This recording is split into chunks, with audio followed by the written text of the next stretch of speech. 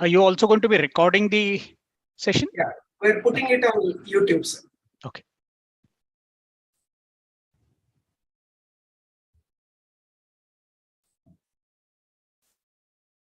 Okay, it's live.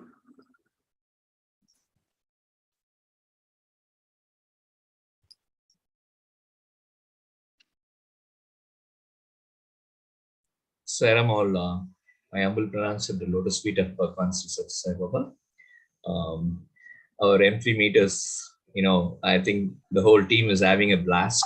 Yesterday, we saw a lot of activities, clippings of videos and everything. And fortunately, today we are going to have some virtual sessions. And good afternoon, sir.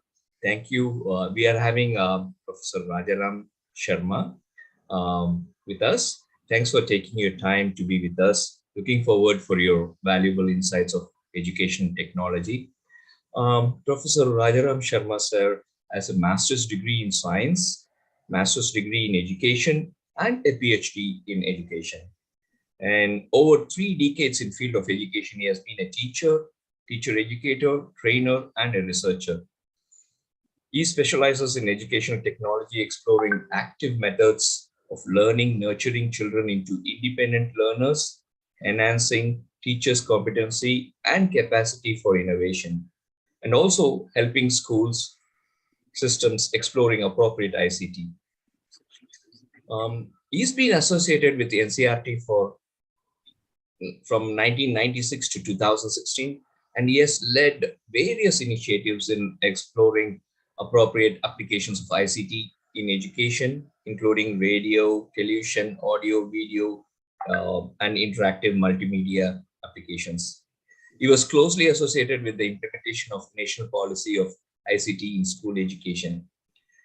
His other initiatives in education technology includes the rollout of e-Pathshala, a web and mobile interface which provides access to digital versions of textbooks, and the Swayam, which provides access to online courses in school education. He is retired as a joint director of Central Institute of Education Technology, NCRT, in 2016. I welcome you, sir. Hope we're going to you're going to provide us a lot of insights about education technology. Yeah. Thank you, Mr. Mishra. I hope all of you are, have had a good lunch, and I hope that I don't put you to sleep. I was suggested a topic which I have taken the liberty of modifying slightly. The topic suggested to me was EduTech, a blessing for today's classroom. So I've added that little phrase at the end of it, or is it, which essentially is the objective of my session. I would like to explore with all of you ways in which we can go about realizing this aspiration. To me, the phrase educational technology has begun to be misused by the market, particularly by those companies which call themselves EdTech companies nowadays. And among the very first things that I would like to sort of help all of us clarify is that education technology and information and communication technologies need to be distinguished if we want to make meaningful use of one or the other. Can I just go on to the next slide?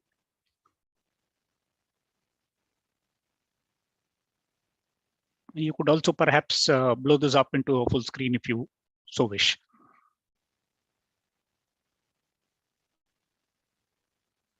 Yeah, so basically what I'm trying to get at is that whenever we speak of education, we are looking at in this continuum that you see on the screen, the right corner, that is the student. The student is the recipient of what we call education, and the rest of them turn out to be the process through which we go about developing certain capabilities, certain capacities in those individuals. And for education to be considered as effective, we need to have demonstrated the capability of this process in modifying the behavior, in transforming the capabilities of this individual having become a better individual in whatever sense of that word that we use, education. So when we apply the phrase technology to this concept, the concept of education, we are looking at systems and processes, just like if you were talking about the transport technology, you would be talking of vehicles, you would be talking of roads and bridges, you would be talking of fuels, you would be talking of people doing various kinds of operations on these vehicles. Together, all of that together gets called the technology. In a very similar sense, if we are referring to education technology, we are referring to all those activities that other human beings undertake, all those devices, machines, systems, processes, procedures, which we use to ensure that the students' behavior, students' knowledge, students' capabilities get developed in some manner. So we need to sort of flag this definition, because we are going to keep repeatedly using this word educational technology. And I would like you to distinguish that from what we call information and communication technology. When we refer to multimedia, when we refer to computers, when we refer to the internet, when we refer to projection devices, when we refer to various other kinds of gadgets that we use,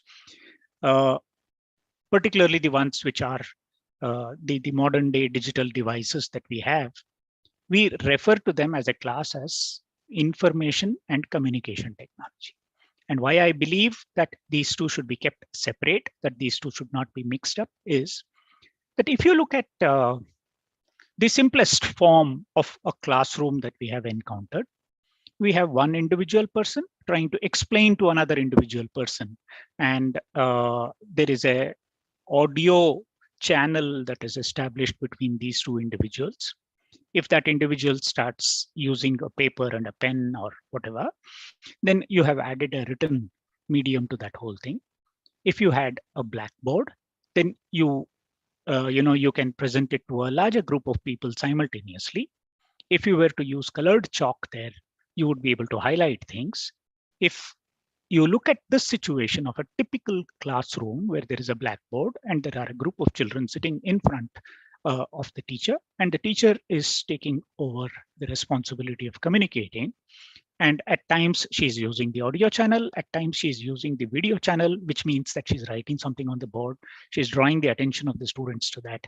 She's also using an interaction channel where she perhaps throws a question at the student and the student also participates. So to me, that is also technology. So much so that the teacher is also a part of that technology.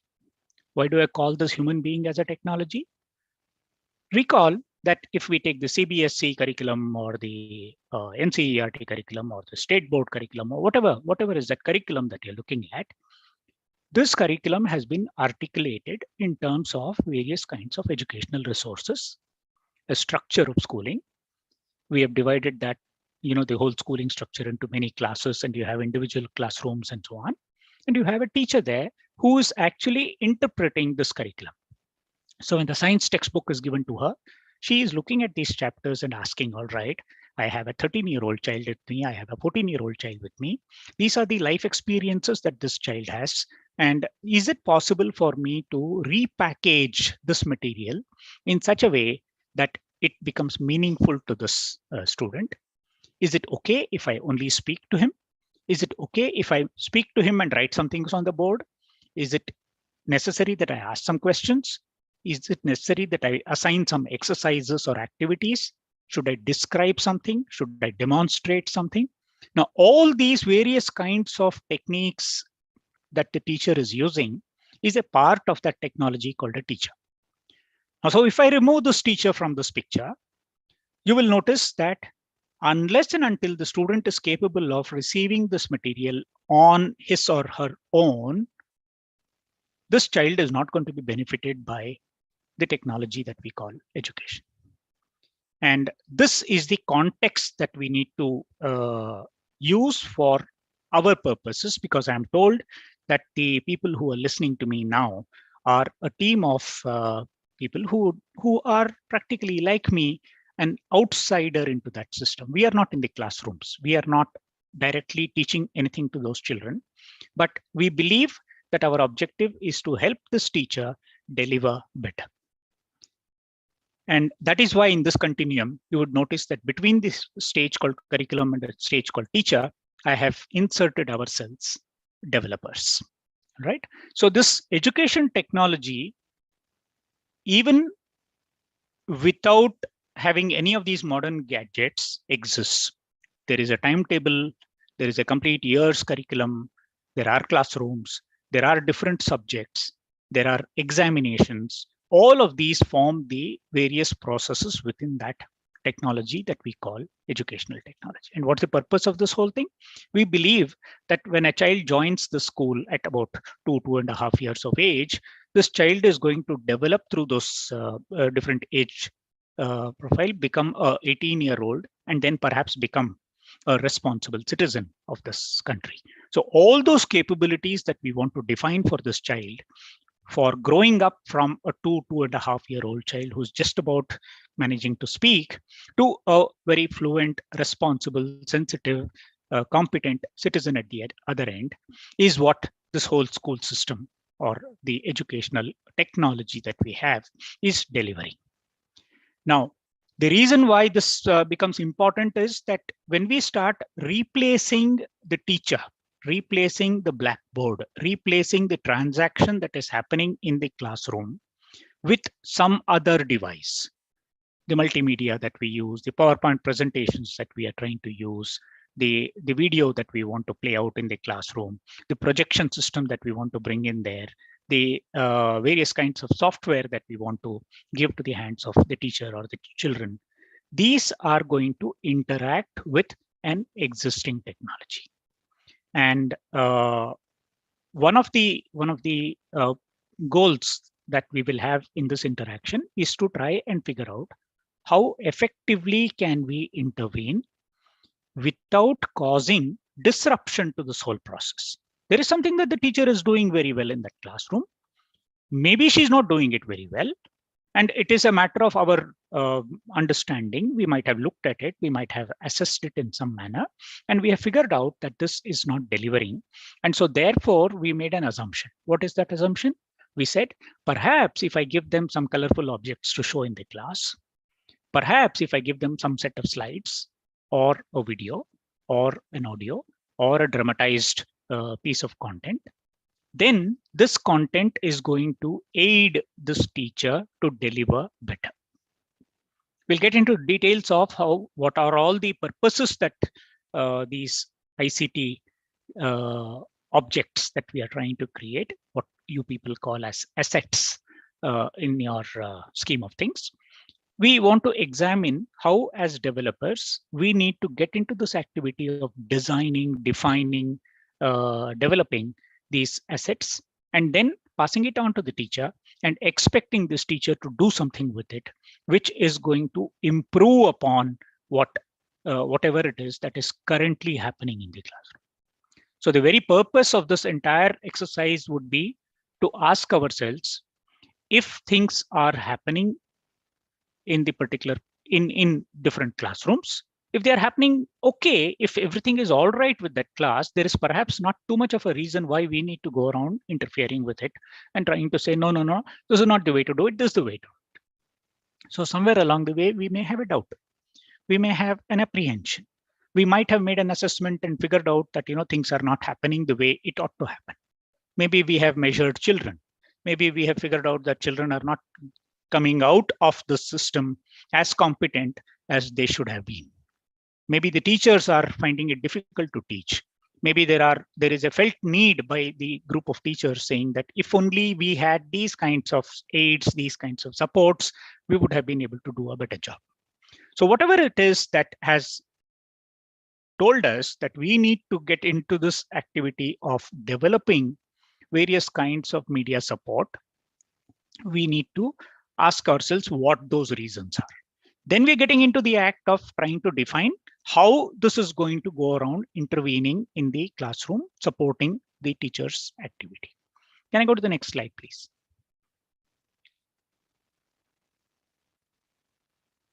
Yeah. So what should be the expectations that we need to have?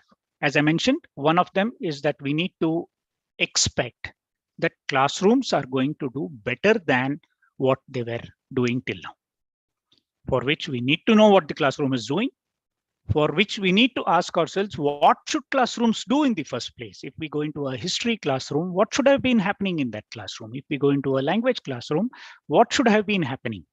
Why do we believe that as of now, that whatever transformation that must be happening in that class, children learning, whether it is happening, not happening to the extent that we want, how do we go about intervening in that?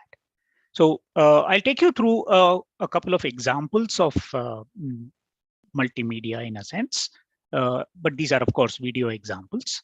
But nevertheless, what we will do when we, after playing this out, is to try and debate what is it that this particular video could have done. And then I would like you to compare this with the various kinds of objects you people are trying to develop. And over a period of time, our interaction should help us to try and see if we can design more appropriate mechanisms, more appropriate methods of packaging these assets and making it really meaningful, really helpful to the teacher to deliver that content. Can we just play the first Dragonflies video?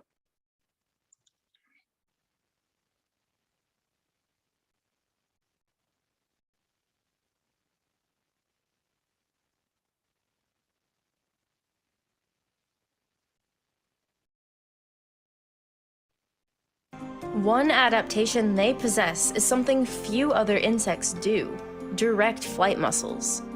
Most winged insects have what are known as indirect flight muscles, which attach to the walls of the thorax, making the thorax deform as they expand and contract.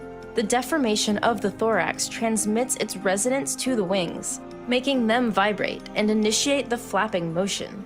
Whilst indirect flight muscles have their own advantages, dragonflies instead have individual muscles that attach directly to the base of each of their 4 wings. Being able to tug on each wing individually enables them to move and direct each of their 4 wings independently in all 3 axes, meaning they can control their horizontal, vertical, and torsional motion, granting them precision and agility that is unparalleled by most insects with indirect flight muscles. Thanks to this independent control, dragonflies are one of the few insects that can propel themselves in all 6 directions: up, down, left, right, forwards, and even backwards. Another remarkable way that dragonfly flight differs from other insects is their ability to flap their fore and hind wings in different phases, and can vary that phase depending on the maneuvers they wish to perform. One flight technique is known as counterstroking, where they flap their fore and hind wings 180 degrees out of phase with each other. This allows them to hover or engage in very slow forwards flight and can generate large amounts of lift. For fast forward flight, they're able to switch to phased stroking, where the hind wings beat 90 degrees ahead in phase of the fore wings. While this generates far less lift, it generates a lot more thrust, with some species being capable of reaching well over 50 kilometers an hour, making them by far the fastest flying insects. Dragonflies can also engage in synchronized stroking, which is when the forewings and hindwings flap together at the same time. This is most useful for increasing their acceleration and to prepare for turning or changing directions quickly. It allows them to generate huge amounts of lift, but can't be sustained for long periods of time, so they generally only use this configuration when chasing prey. In addition, dragonflies are also capable of flying backwards, a flight maneuver which is not possible for almost any other animal except a few other small types of fly and the hummingbird. They do this by tilting their body upwards at 90 degrees to change the direction of the force generated by the wings. And finally, dragonflies can also choose to not flap their wings at all, allowing them to free glide, take advantage of an updraft, or in the case of some female dragonflies, take a ride with a male who can hold onto her, making him beat his wings to propel the 2 of them.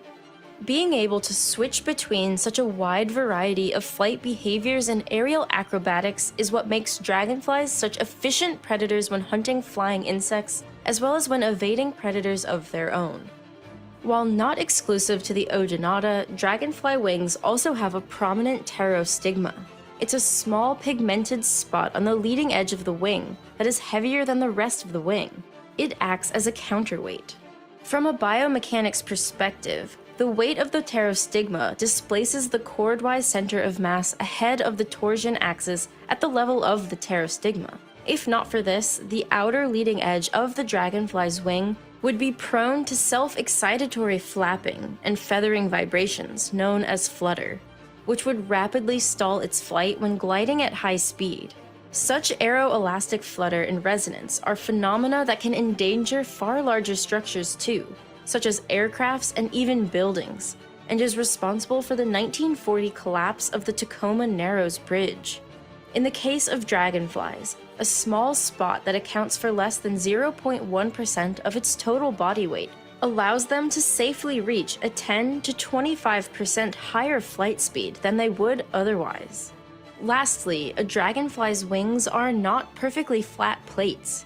Their vanes form three-dimensional corrugations that make the wing's performance more efficient from a structural perspective. The patterns traced by the vanes prevent the wing from warping and deforming as a result of resonance, which enables them to easily alter their angle of attack and generate higher amounts of lift. Yeah, thank you. Let's get to the slide again.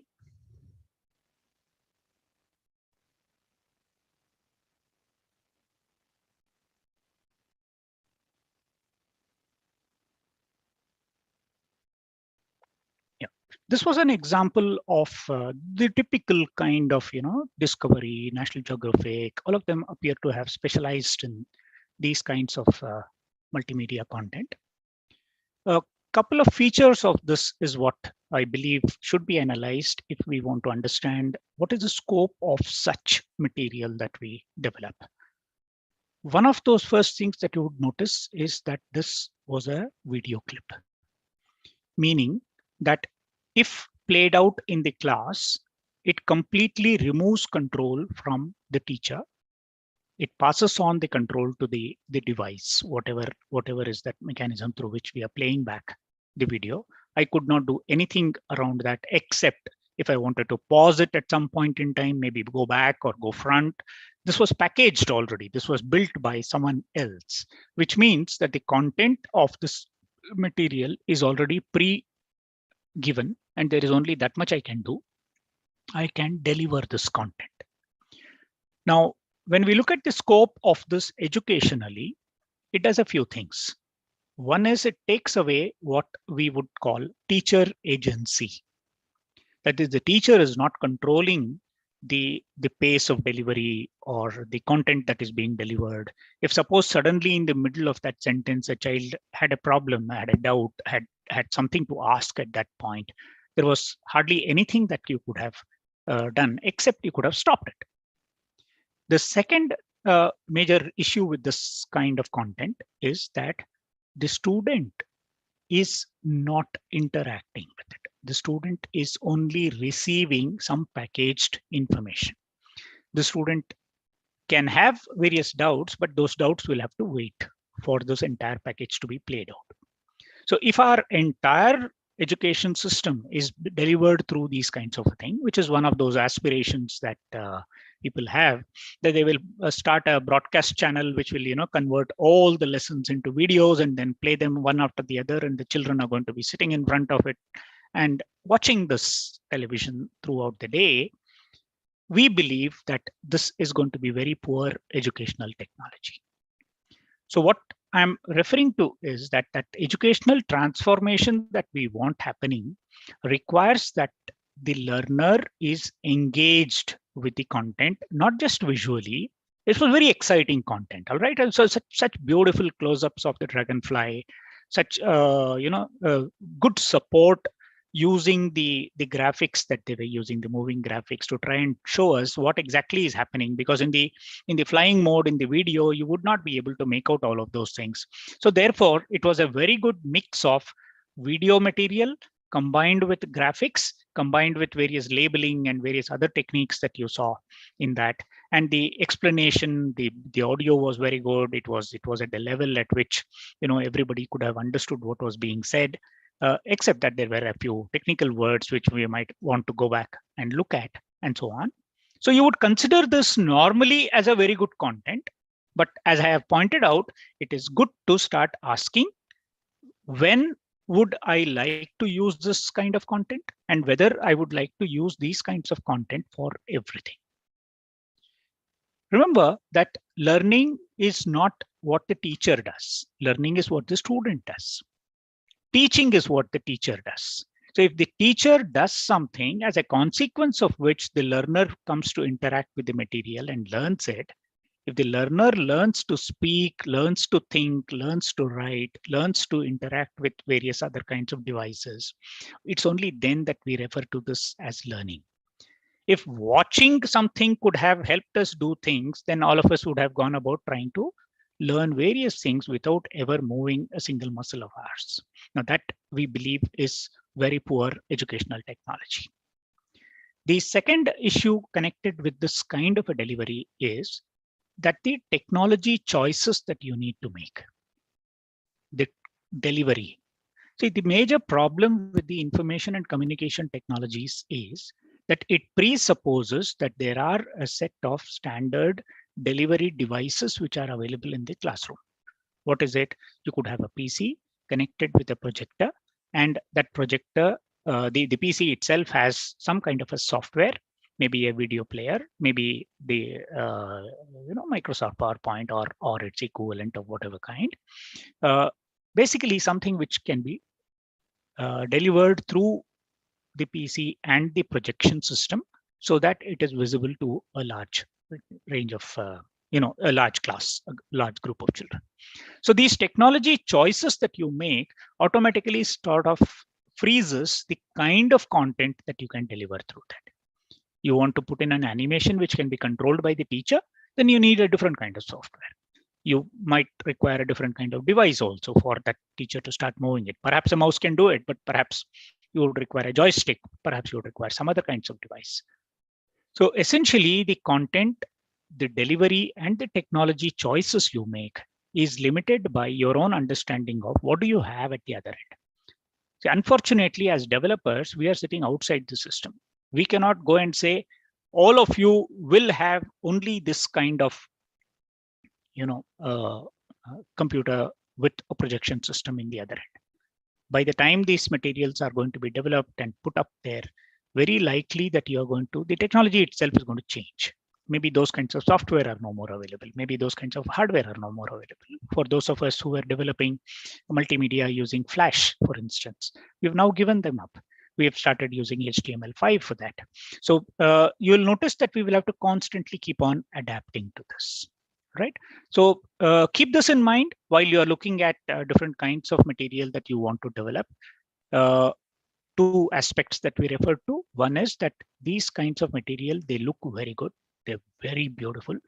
At the same time, they come in the way of a child interacting with it, the child learning. It also comes in the way of the teacher making it a part of her lesson. We'll deal with this issue a little more. Let's look at another example. Mr. Mishra, I would request you don't play this Fourier transform. You play that other, the third video that I gave you.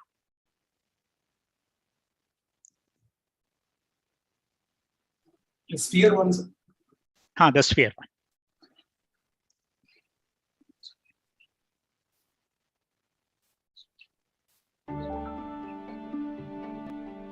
Some of you may have seen in school that the surface area of a sphere is 4 pi r squared, a suspiciously suggestive formula given that it's a clean multiple of the more popular pi r squared, the area of a circle with the same radius. But have you ever wondered why this is true? And I don't just mean proving the 4 pi r squared formula, I mean viscerally feeling to your bones a connection between this surface area and these 4 circles. How lovely would it be if there were some subtle shift in perspective that shows how you could nicely and perfectly fit these 4 circles onto the sphere's surface? Nothing can be quite that simple, since the curvature of a sphere's surface is different from the curvature of a flat plane, which is why trying to fit, say, a piece of paper around the sphere, it just doesn't work. Nevertheless, I would like to show you two separate ways of thinking about the surface area that connect it in a satisfying way to these circles. The first comes from a classic, one of the true gems of geometry that I think all math students should experience, the same way all English students should read at least some Shakespeare. The second line of reasoning is something of my own, which draws a more direct line between the sphere and its shadow. And lastly, I'll share why this fourfold relation is not unique to spheres, but is instead one specific instance of a much more general fact for all convex shapes in 3 dimensions. Starting with the bird's eye view here, the idea for the first approach is to show that the surface area of the sphere is the same as the area of a cylinder with the same radius and the same height as that sphere. Or rather, a cylinder without the top and the bottom, what you might call the label of that cylinder. And once you have that, you can unwrap that label to understand it simply as a rectangle.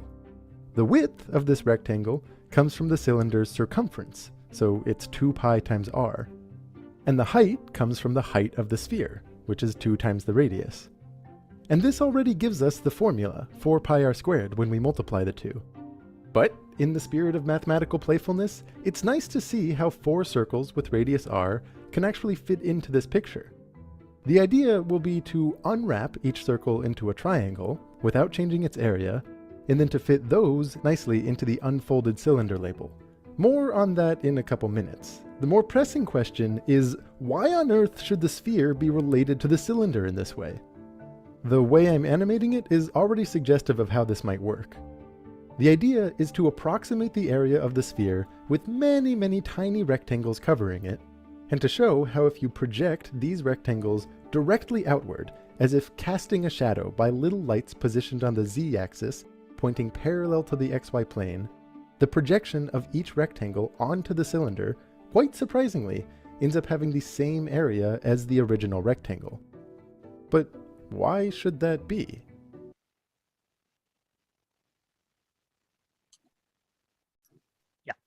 Thank you. We'll get back to the presentation. Cancel. Yeah.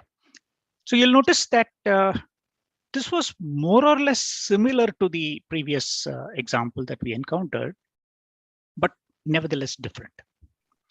Here was a teacher presenting content, and hence the teacher, though finally the product is still a video, the teacher is regulating the flow of the concept. Whereas in the first case, it was. I don't know what we need. Pardon? Is there an issue? Can I continue? Oh, no, sir. Please continue. Okay. In the first example, there was someone who had already packaged all the explanations, all the content that had to be delivered, and then put them into a sequence. Whereas in the second example, this was almost like I was sitting in a classroom. You know, there was this teacher who was trying to draw something and then trying to explain things to me and said, okay, look, what will happen if I do this? Will this happen like this? Will it happen like that? And so on. In a sense that this is something which can be easily handed over to a teacher, or rather a teacher herself can be encouraged to develop content in this manner. But nevertheless, this is a video. And hence we'll have all the limitations that we discussed of in the previous example. So we'll also discuss how this can be positioned in the classroom. But you will notice that both of them, from a animation perspective, from the way each single piece of graphic or each labeling or each movement of that graphic was able to communicate something to the student, and therefore one would expect this to be a good example, and it would go about explaining everything to the student. But explaining is not the only purpose that we want it to serve. We do not want disruption of that technology chain that I spoke of.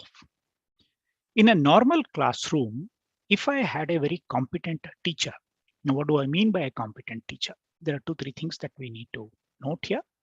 One is that this teacher knows her content. You give her a textbook of 6th standard. She knows exactly what is inside that. Let me take you through an example. If suppose there is a history lesson there, and the history lesson speaks of some monument, and the teacher is able to not only appreciate whatever are those 10, 12 sentences that are written in the textbook, but she is also able to appreciate why these 10, 12 sentences have been written. What is it that we would like to communicate to the student? Do we want to talk about the structure of this monument? Do we want to talk about the construction technology that was used? Do we only want to refer to this in terms of the date of this monument or the persons who went about building this? Do we want to refer to some episodes which are related to this monument? Maybe there was some kind of an event, some kind of personalities who were associated with this. So if, for instance, if we refer to the Red Fort and we refer to it in the context of 1947, then there is a history associated with it. But if we talk of the Red Fort and we talk of Shah Jahan, then we are looking at a different kind of history and so on. So it's the same monument, but talked of a different kind of story. So essentially what the teacher does is she keeps in mind what are the requirements of the curriculum.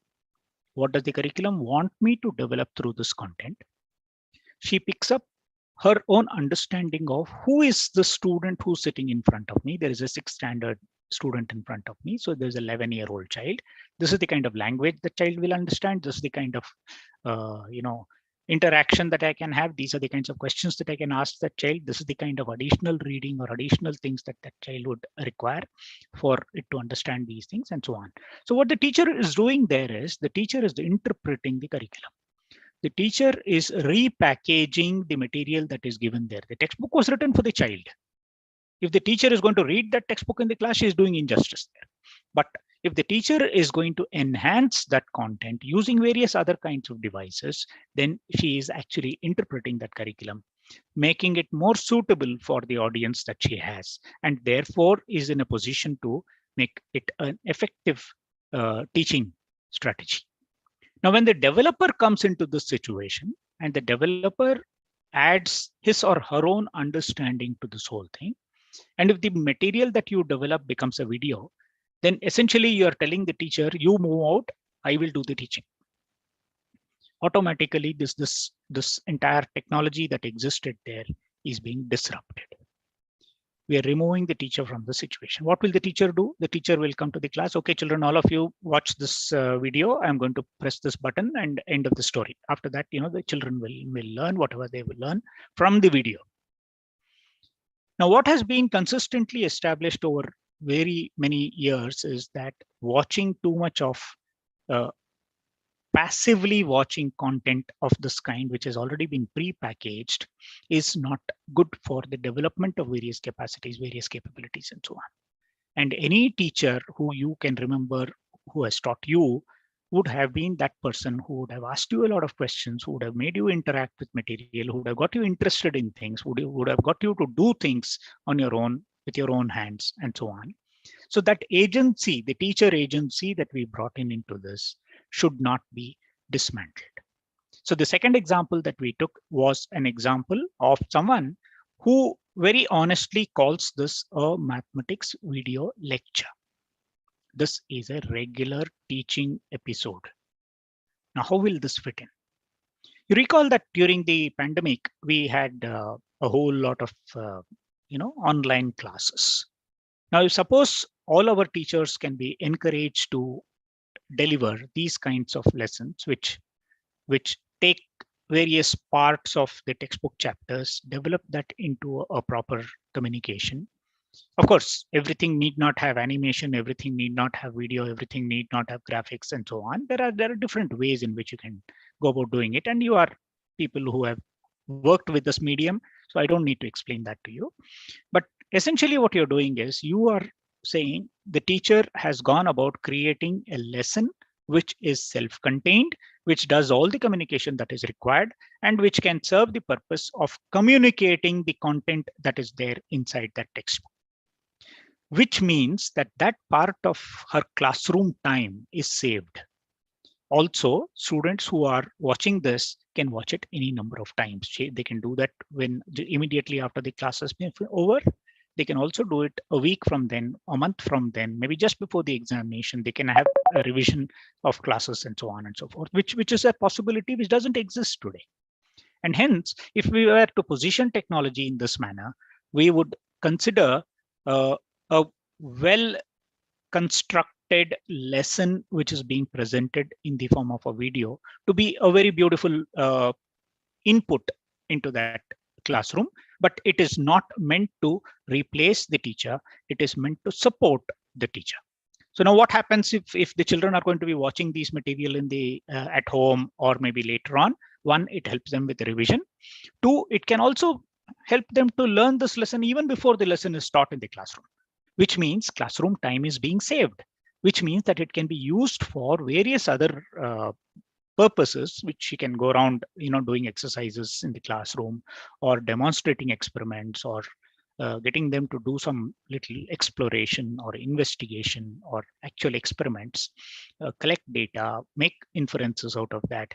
There are a lot of things for which presently teachers do not get time because they are forever trying to transact the textbook.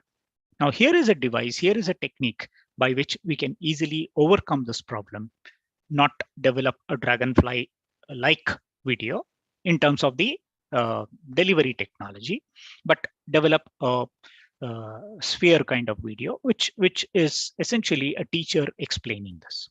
Now, where do we fit in? We fit in because we might understand animation better. We might understand the language that has to be used better. We might know the editing machines and so on. We might be able to do a better job of communicating this. Can we go to the next slide, please?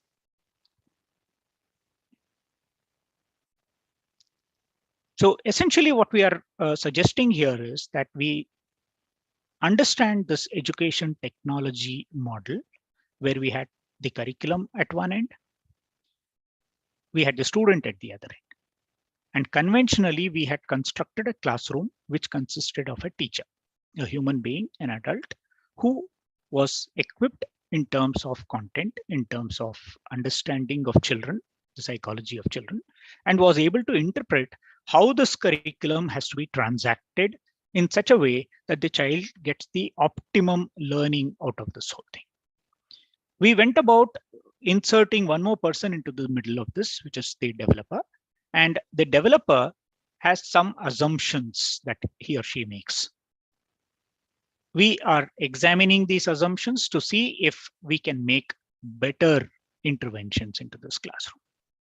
Among the examples that we have seen the possibility that by giving a material which is already pre-packaged, by giving a material which is going to say everything that has to be said, we are essentially bypassing the teacher. When you bypass the teacher, you lose sight of the fact that not all children in all classes are going to be identical. They are going to be at different levels of learning, depending upon the kind of handicaps that they have back there. Maybe nobody speaks English at home, and you brought out an English material. Maybe they have not studied it earlier. Maybe their initial levels of mathematics or language or whatever is not adequate for them to understand what is there. So you cannot really run off a video channel and say that the teachers are no more required. Teachers are required to interpret this whole thing. So the model that we are trying to suggest is that the material that you develop, the various kinds of PPT based packages that I had a chance to look at, irrespective of the content that is there in it, needs to serve the purpose of helping this teacher deliver better. So where should we start doing this kind of an analysis? I'm suggesting a slight change in the model by which we would go about doing it. Each of us know that there are some things that we can read and learn on our own. Each of us do not really require the same kind of experience with it. Smaller children also. There are some things that can be learned by just watching, some things that can be learned by just listening to somebody say such things. There are some things which require a lot of practice. There are some things which require a lot of exercise, different kinds of exposures, different kinds of examples that need to be worked with. And therefore, if you typically go to a classroom and don't watch one class, but watch a complete chapter, if that chapter is being dealt with in 15 periods, you would notice that there are different kinds of activities which come about in those 15 periods. Not all of them are explanation. Not all of them are practice. Not all of them are drill. Not all of them are evaluation. In the beginning, in the first day of that particular new chapter, there is a particular set of experiences which fit in very well. When she goes into the second period in that same chapter, she would be doing things differently. In the third, fourth, fifth, she would be doing it differently. Towards the end of the chapter, there are different kinds of activities that will come in. Homework in the first period is going to be different. Homework in the 10th period and the 15th period is going to be different. Okay, so if we are able to understand, or rather get into the head of that teacher and ask, okay, how would she like to teach this lesson? And what would be in the best interest of the child who's learning this whole thing? What would be in the best interest of the subject which is being dealt with? We would be in a better position to define what support is required by this teacher and how we should go about packaging it. Having made this kind of a material, one of the ways of doing this is to ask an expert. All right, is this good? And nobody is going to tell you that it is not good. The whole problem is, does this serve the purpose with which we made this? What did we want to happen? We wanted a teacher to save time, let us say. For instance, in the sphere video, you would have noticed that a teacher could not perhaps have drawn these things on the blackboard with the elegance, with the neatness, with the finish that you saw there. In the first example, you could never have made that animation to show how a forward flight is different from hovering, is different from backward flight. So there are reasons why a blackboard is inadequate. The audio channel that the teacher is using is inadequate for those concepts. So if we are able to get into what is that concept being transacted, how is it being transacted, how should we go about repackaging it? Again, the teacher has to be involved in this process. Of course, we are making an assumption that the teacher is competent to do this. If that particular teacher is not competent, let's go ahead and find out some 4 or 5 bright teachers who can interact with us, who can at least tell us this will not work in my classroom. This will not work because this is the kind of problem that I have. This is the comprehension that my children have. These are the words that they don't know, or these are the words that they will know. And this is where I would like this animation to stop. This is the kind of control I want over that. So in a way, you're mimicking that teacher's classroom. You're taking that classroom, you're finding out the limitations of that classroom. There is a blackboard today. There is that person who's standing in front of it and writing something. You're saying, okay, how shall I support this teacher? How shall I add something to this teacher's handle so that the teacher can do this job more efficiently, more productively? The same 40 minutes, but I want her to teach more. The same 40 minutes, but I want her to give the children a varied set of experiences. The same 40 minutes, but I want that teacher to ask tens of questions. I want more children to participate in the class. So given that we are trying to support this teacher to deliver better, automatically will give us a definition for the kind of material that we are developing. And what should this enable? Children should learn better out of this. It's not just interest, right? Because children who have never seen any good colorful thing, for instance, when you saw those such good close-ups of the dragonfly, it is certainly very interesting. But then interest is not everything. It should also teach something. After all those textbooks, all that content cannot be converted into such interesting material. It will at least be very difficult. So therefore, we need to ensure that whatever material that we develop, for the effort that we are putting in, the amount of time that we are putting in, should result in good learning. And for that, we may have to ask ourselves, what kind of learning must happen out of that? If we are teaching mathematics, why are we teaching that? If we are teaching areas and volumes, why are we teaching that? If we are teaching graphs, why are we teaching that? If we are teaching statistics, why are we teaching that statistics? What capabilities, what interests, what attitudes, what knowledge should come about through that whole process so that children at the end of it are really benefited. I would be glad to help this team try and address this, but I believe that each material that you develop will have to go through constantly, keep getting revised. Create some material with the help of a teacher, try this out with that teacher, get the feedback on how this works. You yourself observe this whole process, revisit that whole package, and figure out what has to be modified in it. After some 3, 4, 5 different kinds of testing, you bring it into that point where tens of teachers are going to use this, get the feedback again, figure out how it can be evaluated, how it can be assessed, how learning ought to have happened in that, how the teacher is using this material in the class. Does she really understand the technology, the spirit of this animation or the spirit of this content that you are trying to present in that class? And if at the end of it, children's learning is better, it's only then that you are saying the QC stamp can be put on your object, and this object can be released for a much larger release. And even after that, don't be sure, because a school in the Northeast is not going to be the same as the school in Hyderabad city, is not going to be the same as a school in Hindupur city, and so on. So therefore, different kinds of children with different kinds of exposure, different kinds of language capabilities, different kinds of interests in learning will benefit differently from the different kinds of material. So finally, I would believe that we should not be creating material which are standalone material, where we are trying to bypass the teacher, where we are trying to bypass the curriculum, because then we are basically taking on the responsibility of interpreting the curriculum.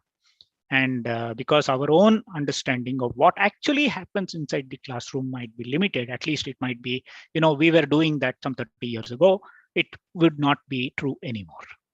And hence, there is a role for such additional information, and children should be allowed to access that kind of a material from the library. A large library of such media resources should certainly be accessible to children, and teachers should be setting small activities, small exercises, maybe a kind of a project work, where children will have to explore such material to develop their own knowledge. But as far as teaching is concerned, it should support the teacher to do her job better, and which will automatically start with we understanding what is the teacher doing, why do we believe she needs support, what kinds of support does she require, how shall we create material which is going to really support her, is that going to be something which the teacher is going to control? If so, does she know how to control it? Is her new lesson plan that she's going to develop accommodating this new content? Because if she is not doing that, then she's, it is basically she's going to be a rebel. She's going to rebel against the material that we are going to develop. And different kinds of technologies together is not going to form you can't put a car wheel onto a scooter and start riding it, right? It's all of that will have to come together to form one single good educational technology. And the proof of educational technology is when this curriculum delivers and the learner at the other end is able to develop all the capabilities that are required. Can I go to the next slide, please? Yeah, I'll stop at this stage, and I would be glad to handle any questions that can come from your team.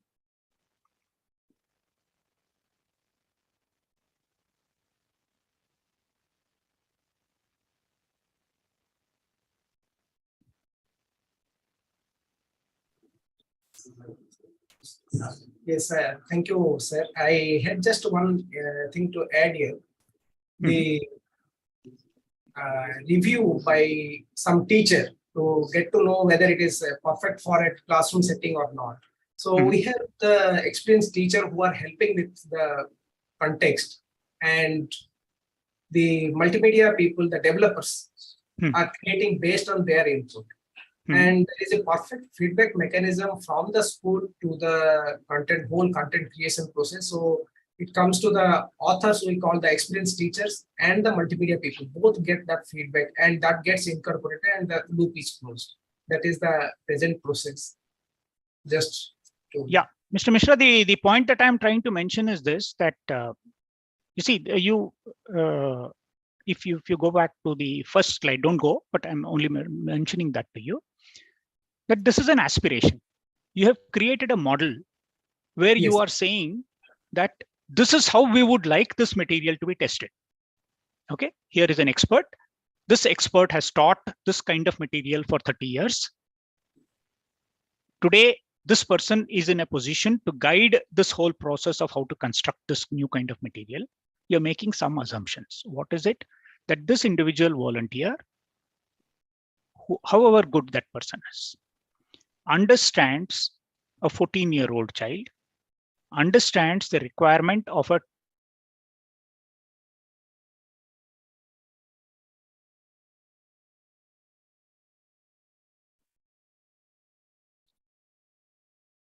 Rajaram sir, I think there is some technical issue. We are unable to hear you.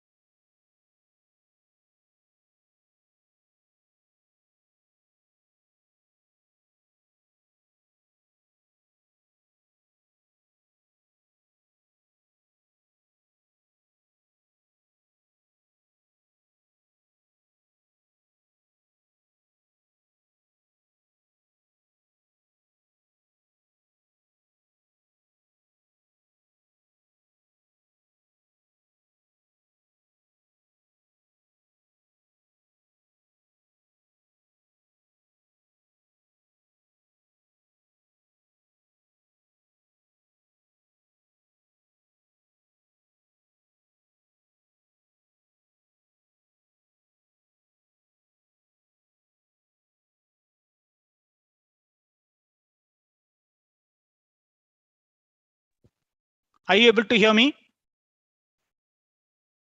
Perfectly fine, sir. Loud and clear. Okay. Okay. So what I was trying to say was that in the design stage, there is certainly some checks and balances that you need to bring in, and this expert would be good enough for that purpose. But then this expert is teaching it in the style in which he or she is used to. And he or she was not teaching using multimedia or using, these kinds of videos or whatever else. There may be exceptions to the rule. In for every rule, there will be enough and plenty exceptions. But mostly you are asking that teacher to do something in the classroom, which this person may or may not be very sure, or at least is trying to generalize that I have written it in this manner and it is going to work. So the best way to check whether that is happening or not happening is to go to the other end and check whether it is happening or not. To that extent, evaluating it in the classroom, evaluating it in terms of teachers' comfort with that device, evaluating it in terms of how it modifies the teacher's lesson plan, evaluating that the teacher have understood how to use this device and the teacher is using it effectively, evaluating it in terms of what children are going to learn from this is an essential part of this design. But if you believe that you are already doing it, best of luck. I wouldn't have anything more to add to that.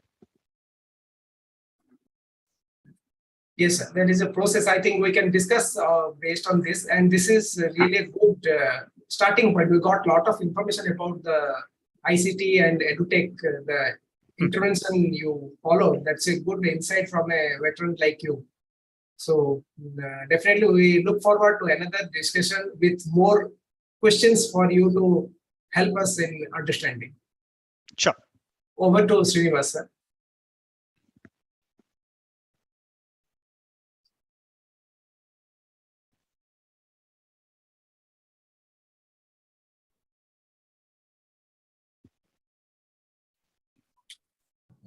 We had wonderful session. We greatly appreciate Dr. Sharma's forensic level of understanding of EdTech space, and happy with your insights, sir, as it validates our effort. At Vidyavani, actually, we are guided by wisdom of Bhagavan Baba, who would not allow the teacher to be bypassed at all. So Bhava resonated the Vedic wisdom that Guru Devo Bhava. Our EduTech content is always interactive. I mean, controlled by the teacher, so all the remotes in the hands of the teacher. At the same time, Bhava advised us to empower teachers. One teacher empowered will help many batch of students. All our topics are actually activity based to include kinesthetic learners.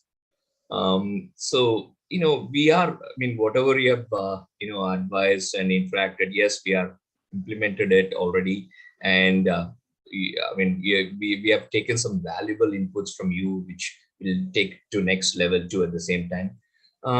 Regarding Diksha portal, actually, we had some, kind of thing like Diksha portal did not support our teachers to control the PPTs. So we were advised to convert them into a self-playing videos for uploading to Diksha.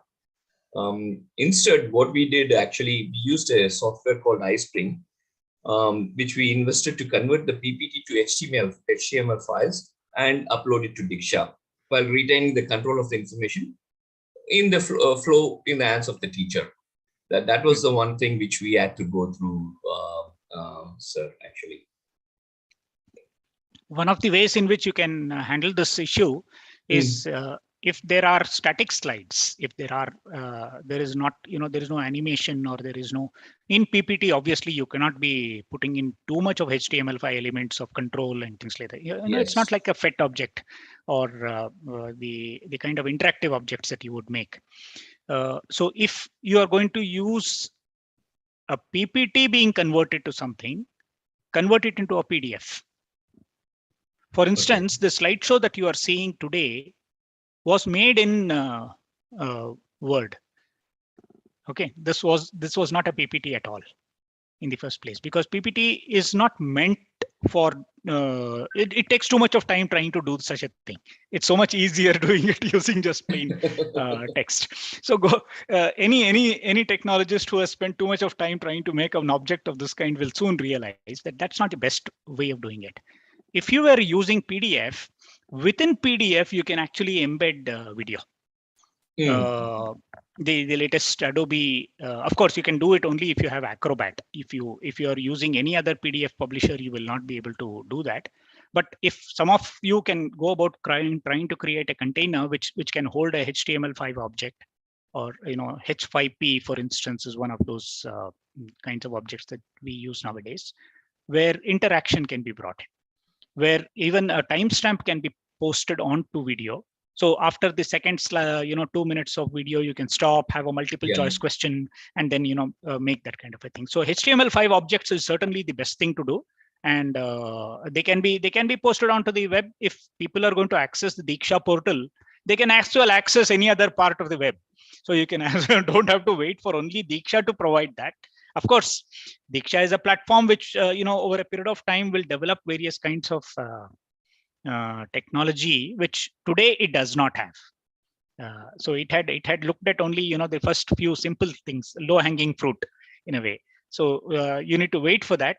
But I would believe that if you are looking at interactions, then there are far better software than PPT. If you're referring to PPT only as a generic way of saying slideshow, then fine. But if you're going to use Microsoft PowerPoint to make these objects, you're wasting your time. Okay, sir. Point taken. Yeah. Brother, do you have any, Keshwar brother, do you have any other questions or? No, Sir has set the ground, the basic clarity we got now. What is the EduTech? So the veil is up now, and so we can see the clarity of where we stand in terms of EduTech. So we will have more instructions based on the clarity Sir has provided us, and we'll request Sir to accept our invitation for our next interaction. It will be more question based, and we will be discussing more about that. Sure. Sir already committed. Is going to help us in a lot of future things. So we are hoping, all his guidance in the future too. Thank you. Thank Thank you you very very much. much. Sir. Right. Thank you. Sure. Thank you, sir. Can I log out? Yes, sir. Thank you so much, sir. Okay.